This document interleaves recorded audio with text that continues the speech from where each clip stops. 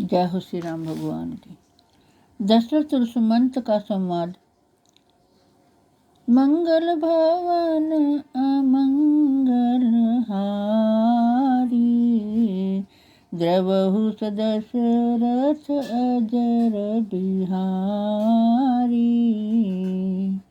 श्री राम भगवान ने संदेशा दिया है।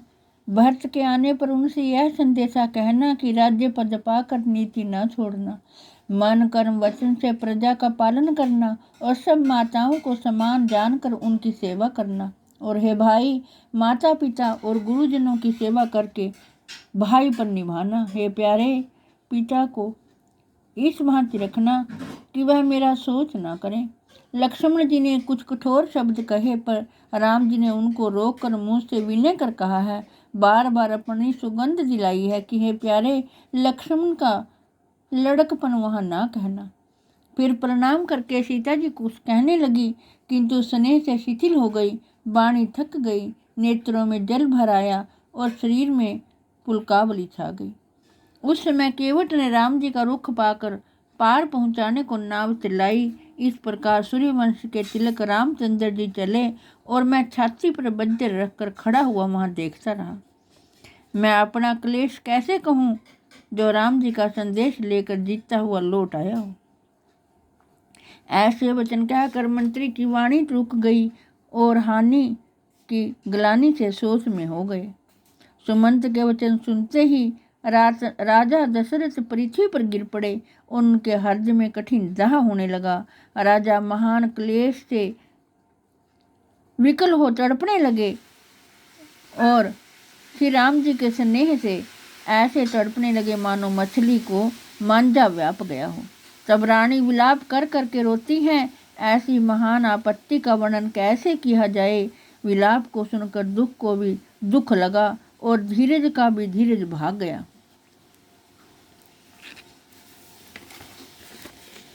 भयो कोलाहल अवध अति, सुनि नृपराउर शोर।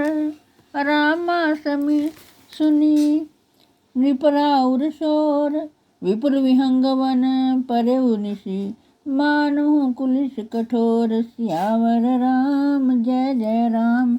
मेरे प्रभु राम जय सिया राम, करो कल्याण जय जय राम। राजा के रनिवास का रुदन सुनकर अयोध्या में कोलाहल मच गया, मानो रात में वन के भूत से पक्षियों का इंद्र का वज्र गिरा हो। प्राण कंठगत भयउ भुआलु जय सिया राम। मणि विहीन जनु व्याकुल व्यालु जय सिया राम। इंद्रिय सकल विकल भय भारी जय सिया राम। जनु सरसिज वन बिनुवारी जय सिया राम। कौशल्या नृपति खमलाना जय सिया राम। रघुकुल रवि अथ ये उजिय जाना जय सिया राम। उर्धरि धीर राम महतारी जय सिया राम। बोली वचन समय अनुसारी जय सिया राम।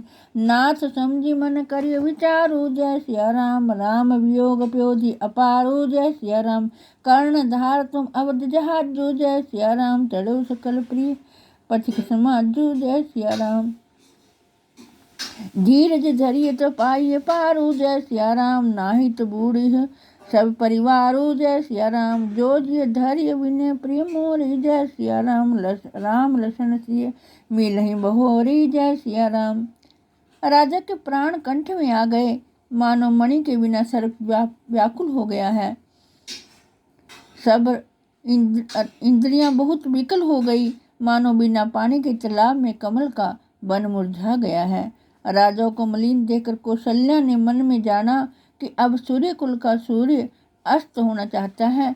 तब श्री रामचंद्र जी की माता कौशल्या मन में धीरज धर समय के अनुकूल वचन बोली, हे नाथ, मन में समझ कर विचार कीजिए कि राम जी का वियोग अथाह समुद्र है, 14 वर्ष की अवधि का जहाज है। आप उसके मल्लाह हो, जिस पर सब प्यारे बंधु बांधव रूपी यात्रियों का समाज चढ़ा है। यदि आप धीरज धरोगे तो पार पा जाओगे, नहीं तो सब कुटुंब वियोग रूपी समुद्र में डूब जाएगा। हे स्वामी, जो मेरी विनय पर ध्यान दोगे तो राम लक्ष्मण और सीता फिर आ मिलेंगे। अपनी प्यारी स्त्री के कोमल वचन सुनकर राजा ने आंख खोलकर देखा, मानो कोई तड़पती हुई मछली पर शीतल जल सींचता है। राजा धीरे धर के उठे और बोले, हे सुमंत, कृपा निधान रामचंद्र जी कहाँ हैं? लक्ष्मण कहाँ है? स्नेही राम जी कहाँ है? और प्यारी पुत्र वधु जानकी कहाँ है? राजा विकल हो बहुत भांति से तड़पते हैं। रात युग के समान काटे नहीं कटती। फिर राजा को श्रवण के पिता अंधे तपस्वी और शाप की याद आई। उनने सब कथा कौशल्या को सुनाई। उस कथा को कहते ही राजा विकल हो गए और बोले कि राम जी के बिना जीने की आशा को धिक्कार है। मैं उस शरीर को रखकर क्या करूँगा जिसने प्रेम के प्रण को नहीं निभाया है। हा रघुनाथ, हा प्राण प्यारे, तुम्हारे बिना जीते मुझे बहुत दिन बीत गए। हा सीता, हा लक्ष्मण, राम, हा पिता के हितकारी, हा चित्र पिचातक के मेघ, तुम कहाँ हो?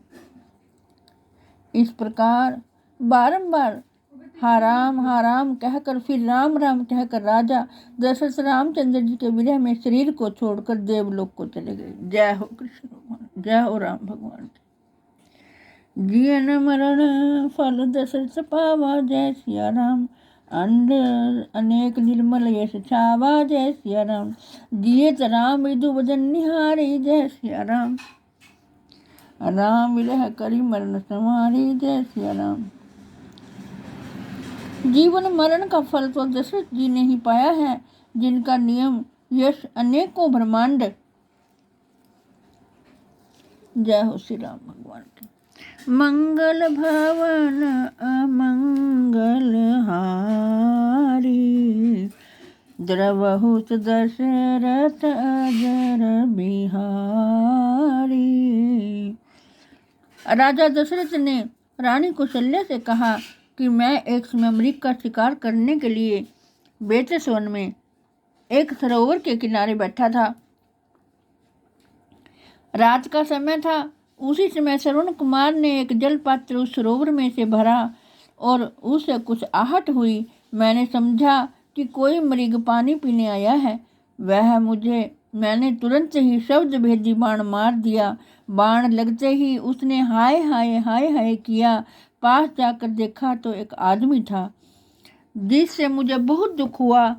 श्रवण कुमार ने मुझसे कहा कि तुम मेरा सोच मत करो। मेरे माता पिता अंधे हैं, वे बहुत प्यासे हैं। उन्हीं के लिए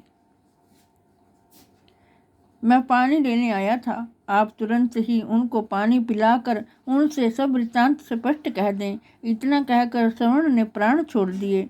तब मैं वह घड़ा पानी का भरकर उन अंधे माता पिता के पास गया और सब हाल कहा। उन्होंने पानी नहीं पिया और हा पुत्र कहकर घोर विलाप करने लगे। फिर उन दोनों ने मुझसे अग्नि चीता बनाने के लिए कहा। मैंने चीता तैयार कर दी। उस चीता पे वे दोनों माता पिता पुत्र सहित बैठ गए और मुझे श्राप दे दिया कि जिस प्रकार पुत्र वियोग में हम जलकर मर रहे हैं, उसी प्रकार हे राजन, तुम्हारी मृत्यु भी पुत्र शोक में होगी। मैंने समझा कि ऋषियों ने श्राप मुझे बिना सोचे समझे दे दिया, क्योंकि मेरे उस समय एक भी पुत्र नहीं था। परंतु अब मैं प्रत्यक्ष देख रहा हूँ कि राम लक्ष्मण और सीता वन को चले गए हैं और उनके वियोग में मेरी मृत्यु सन्निकट है। जय हो श्री राम भगवान। मंगल भवन अमंगल हारी, द्रवहु दशरथ अजर बिहारी।